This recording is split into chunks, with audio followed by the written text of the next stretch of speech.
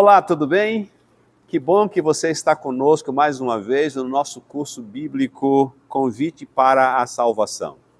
Esse é um material que está sendo produzido aqui na Igreja Central de Campo Grande, no Mato Grosso do Sul. Eu sou o pastor Antônio Mário, sou ancião da igreja e sou um dos líderes do Ministério da Melhor Idade aqui em Campo Grande, na Igreja Central do Mato Grosso do Sul. No último estudo, nós tivemos conosco o irmão Heitor e a sua esposa, a irmã Fátima, que são os líderes do Ministério da Melhor Idade aqui na nossa igreja. Quero mandar um abraço para todos vocês que estão nos acompanhando aqui nesse estudo bíblico, que na verdade é uma introdução a cada tema deste livreto, desta caderneta linda, que é um estudo bíblico chamado Convite para a Salvação. É muito interessante. E você, naturalmente, depois de ouvir o estudo de cada dia, você poderá ampliar o conhecimento sobre o tema, indo a outras redes sociais, a outras mídias sociais que nós temos aqui na nossa igreja, ok? Deus abençoe a você, especialmente você que é da terceira idade ou da melhor idade, que é amigo nosso, que participa conosco das atividades sociais e recreativas. Especificamente, ou mais especificamente, esse material foi produzido para você que tem e recebeu, na nossa última viagem, esta cadernetinha, Convite para a Salvação. São 14 temas muito interessantes. Nós vamos estudar agora o quarto tema, vamos fazer uma oração e pedir a bênção de Deus para o nosso estudo de agora. Nosso querido Deus, nós agradecemos a Ti pela oportunidade que nós estamos tendo, através do Ministério da Melhor Idade da nossa igreja, de compartilharmos esse momento de estudo da Tua Palavra. Que o Espírito Santo nos guie, nos abençoe. No estudo que vamos fazer agora, nós oramos em nome de Jesus. Amém.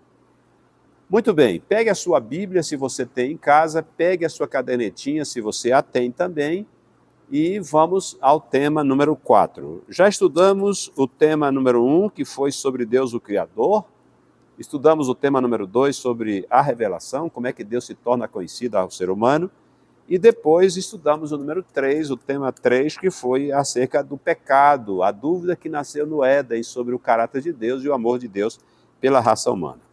Muito bem, o quarto estudo que nós iremos fazer, agora introduzi-lo, é sobre a salvação.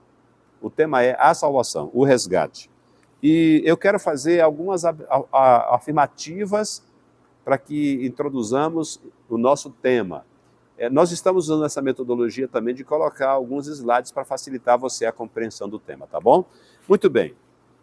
A primeira afirmação que nós queremos fazer e o fazemos agora é: desde os dias de nossos pais, Adão e Eva, infelizmente, a raça humana afastou-se de Deus. O pecado nos separou de Deus. Lembra no último estudo? O pecado faz separação entre nós e nosso Deus. E essa separação entre a criatura e o Criador foi causada pela desobediência das criaturas, não do Criador. Tá certo? Outra afirmação importante. Apesar de Adão e Eva terem pecado, Deus os procurou propondo-lhes um plano de reconciliação, que nós chamamos de plano da redenção. E esse plano de reconciliação, Deus começa a implementá-lo indo atrás de Adão e fazendo uma pergunta, que aparece em Gênesis capítulo 3, versículo 9. E a pergunta foi: Adão, onde estás? É claro que Deus sabia onde Adão estava. Ele sabia, ele é onisciente. Mas a pergunta tinha um propósito, era gerar em Adão a necessidade ou o desejo de dizer: eu estou aqui, eu pequei, eu desobedeci, preciso de ajuda. Foi por isso que Deus perguntou. Então veja, qual é o primeiro passo então, já que o pecado nos separou de Deus, nos afasta do Criador enquanto criaturas? Qual é o primeiro passo que o pecador precisa dar para começar no processo, e alcançar a graça da salvação? A Bíblia diz que o primeiro passo é reconhecer que você é pecador. Ora, você não pode buscar remédio se não reconhece que está doente, não é verdade? Então você precisa reconhecer que você está perdido. E Deus, naturalmente, ama a raça humana como um todo, por isso ele elaborou um plano para salvar a raça humana. Mas por que Deus elaborou um plano para salvar toda a raça humana?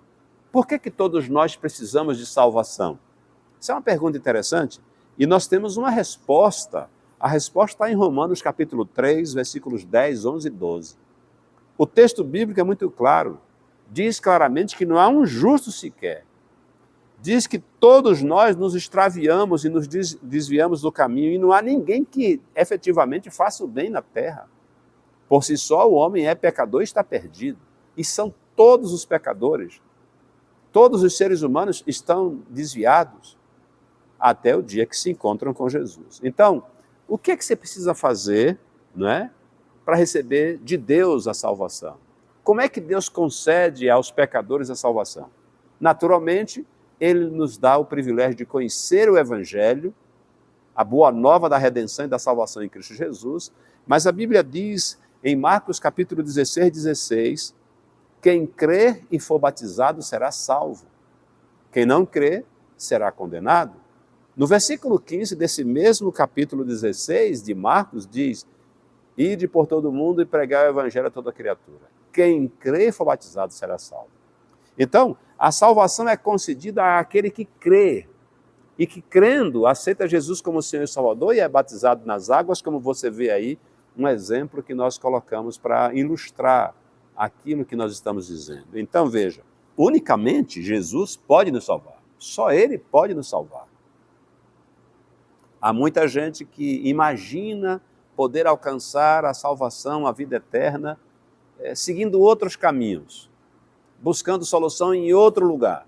Mas a Bíblia é muito clara, está lá em 1 Timóteo capítulo 1, verso 15. O texto é claro. Veja, Cristo Jesus veio ao mundo para salvar os pecadores e Paulo disse, eu sou o principal deles, eu sou o maior deles. Então só há salvação em Jesus Cristo. Não há salvação numa igreja, num pastor, num padre. Não há salvação em homens, em instituições. A salvação existe e está disponível para todos nós na pessoa de Jesus Cristo. É Ele que é o Salvador. Agora, se Jesus é o Salvador, tá certo? Se Jesus é o Salvador, não é? O que é que nós temos que fazer em relação a Ele? Aceitá-lo como nosso Senhor, o Senhor da nossa vida, tá certo? E quando é que a gente tem que aceitar Jesus como Senhor e Salvador? O apóstolo Paulo escreveu em Hebreus capítulo 4, verso 15 o seguinte, hoje, se você ouvir a voz de Deus, não endureça o seu coração. O Espírito Santo pode, nesse exato momento, estar falando a você especificamente nesse exato momento, para que você aceite Jesus como Senhor e Salvador, aceite o plano da redenção. Agora, Deus não vai impor a você essa aceitação. Tem que ser algo natural que brota do coração, ok? Então, quando é que nós devemos receber a salvação? Agora, hoje, nesse exato momento, ok? Agora, o que é que a gente precisa fazer para ser salvo? Essa é uma outra coisa. Inclusive, Jesus encontrou com algumas pessoas, enquanto esteve aqui na terra, que perguntaram, Jesus, o que é que eu preciso fazer para ser salvo? O texto bíblico de Marcos, capítulo 1, verso 15, diz claramente, arrependei-vos e crede no Evangelho. Marcos 1, verso 15. O que é que você precisa fazer para salvar-se, reconhecer que é pecador, arrepender-se e crer no plano da redenção que Jesus ensinou na sua palavra, a Bíblia Sagrada. Tá bem? Agora, lembre sempre de uma coisa. Tem gente que pensa que uma vez salvo, está salvo para sempre. Que uma vez tendo aceitado a Jesus como Senhor e Salvador, não corre o risco de se desviar. Corre sim. Por isso que a Bíblia diz, lá em Mateus capítulo 10, versículo 22, que aquele que perseverar até o fim, é este que será salvo. Na vida cristã você pode ter momentos de tristeza, de sofrimento, de dor, você pode pecar, né? Cair. A Bíblia diz que o justo pode cair, mas ele não fica prostrado. Deus o levanta. Por isso tem que perseverar até o fim, começar a caminhada com Jesus e ir até o fim. E se porventura em algum momento fraquejar, voltar aos pés do Senhor. Recomeçar a caminhada, mas nunca parar e avançar sempre.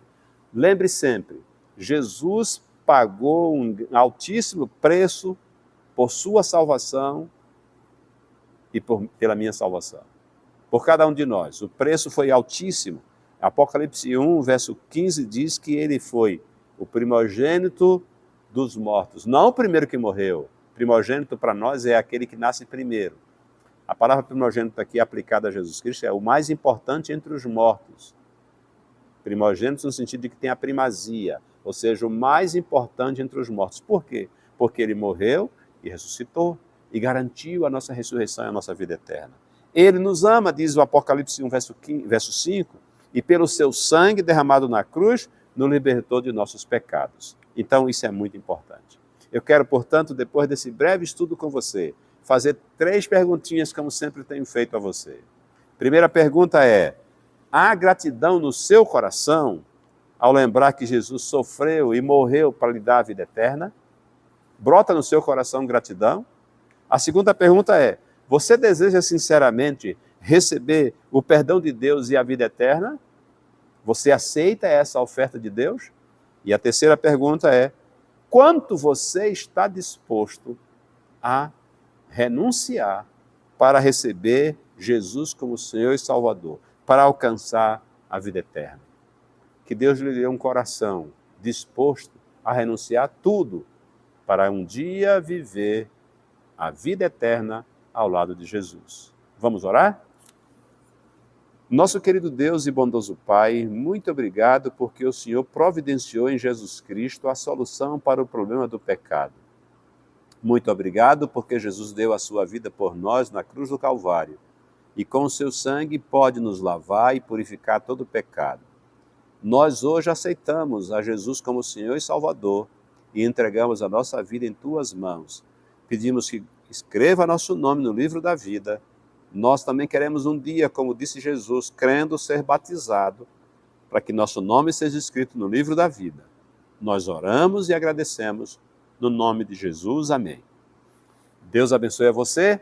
E se você quiser aprofundar o conhecimento sobre este tema, você tem aí no último slide do nosso encontro de hoje as redes sociais, as mídias sociais, onde você vai encontrar mais material que vai lhe ajudar a entender um pouco mais, com profundidade, o plano da redenção. Deus abençoe. Nos encontramos no 5º estudo daqui a alguns dias. Um grande abraço.